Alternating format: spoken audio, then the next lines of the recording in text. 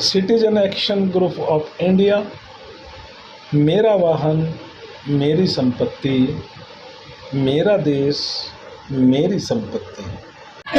वाहन हमारे आपके, नहीं किसी के बाप के, मेरा वाहन मेरी संपत्ति, हमारा। और आप ये देख रहे हैं लगातार मेरा वाहन नारेबाजी होते हुए, हमारा राष्ट्र हमारी संपत्ति, मेरा वाहन मेरी संपत्ति, उस नारेबाजी में साफ साफ हमारी संपत्ति। सुनाई पड़ रहा है कि मेरा वाहन मेरी संपत्ति। उनके दीवान साहब कोई है, पीए साहब में कोई भी पीएस हैं, उनसे मिले थे वहाँ और उनसे मेरी 1 महीने पहले बात हुई है, बड़ी डिटेल में बात हुई है। राइट। उनको हमने मेल भी किए हुए हैं। वो जाते ही कहते कौन सी इशू पे आया हो, ऑलरेडी इशू आपको पता है।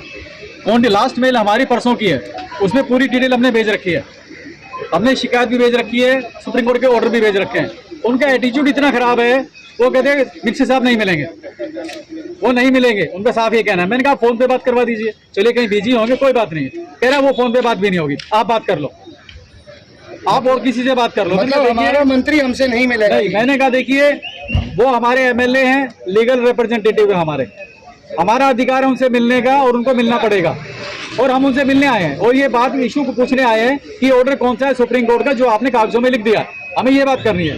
लेकिन उन्होंने साफ कह दिया इरिटेशन में कि हम आपसे नहीं मिलना चाहते, ना वो मिलेंगे ना फोन पे बात करवाएंगे। जैसे उन्होंने मना कर दिया तो फिर अगला स्टेप क्या कर रहे हैं? अगला स्टेप अभी है 5 बजे डिसाइड होगा। अभी बारात आ गई है, दूल्हा इंतजार करते हैं दूल्हे का भी 5 बजे तक। दूल्हा नहीं आया तो फिर आगे एक्शन लेंगे, फिर सोचेंगे क्या कर लेंगे। अभी हमें विश्वास है, हम पूरे इस विश्वास में है कि हो सकता है हमारी फोन पे बात हो जाए। हमें फोन पे ज्यादा बात नहीं करनी, हमने सिर्फ ये बात करनी है कि आपने ये ऑफिस मेमोरेंडम जारी किया हमारे पास है ट्रांसपोर्ट डिपार्टमेंट का, जो ये कहता है कि सारी गाड़ियां स्क्रैप होनी चाहिए according to the order of NGT and supreme court. और एक ऑर्डर मेरे पास भी है सुप्रीम कोर्ट एनजीटी का, जो ये कहता है कि सिर्फ BS-12 स्क्रैप हो सकती है, वो भी डीजल। तो मैं उनसे ये पूछना चाहता हूँ वो गवर्नमेंट का कौन सा ऑर्डर है वो जो आपके पास है, जो हमारे पास नहीं है, वो दिखा दीजिए जिसके बेस पे आपने ऑर्डर जारी किया है। तो आपका कहना है जो ऑर्डर है उसमें BS-2 के ऊपर के जो नहीं है, फर्जीवाड़ा, यानी कि इसको फेक डॉक्यूमेंट बोलते हैं कानून की भाषा में, फॉल्स डॉक्यूमेंट है ये।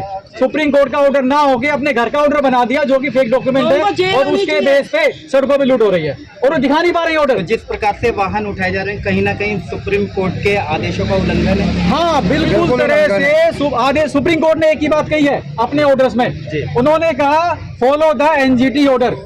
हर ऑर्डर में कहा फॉलो द एनजीटी ऑर्डर, और एनजीटी कहता है कि BS-1 को स्क्रैप कर दो।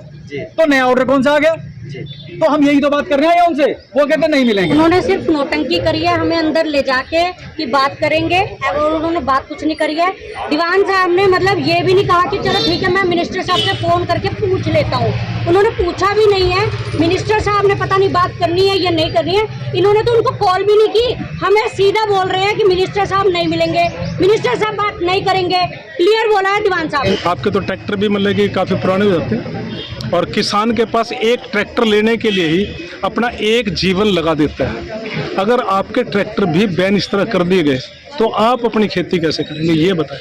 जनता अपने चैनल से नमस्कार। मैं ये कहना चाहता हूँ ट्रैक्टर का कुछ नहीं बिगड़ता, और 10 साल इन्होंने कर दिया तो 10 साल तक तो जो किस्ती अदा करते हैं उसके बावजूद फिर किसान जो लोन लेगा तो कर्जबान होते रहेगा।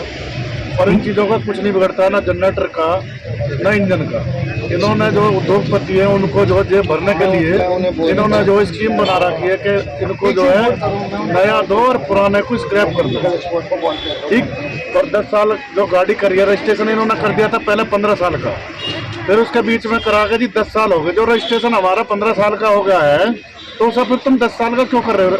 हमसे जो फीस ली गई है रजिस्ट्रेशन की 5 साल हमसे आधा करा लिए पहले जो है, तो उसका क्या निर्णय होगा?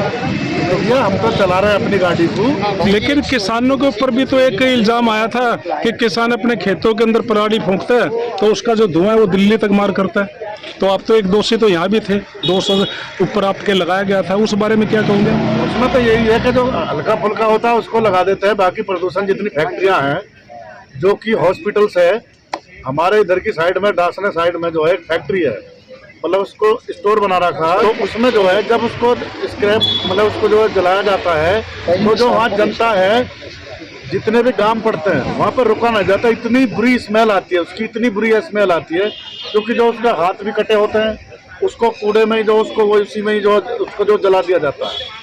तो वो जनता जो बहुत पैसा हो रही है वहाँ पे। मतलब हॉस्पिटल बेस्ट, बैन।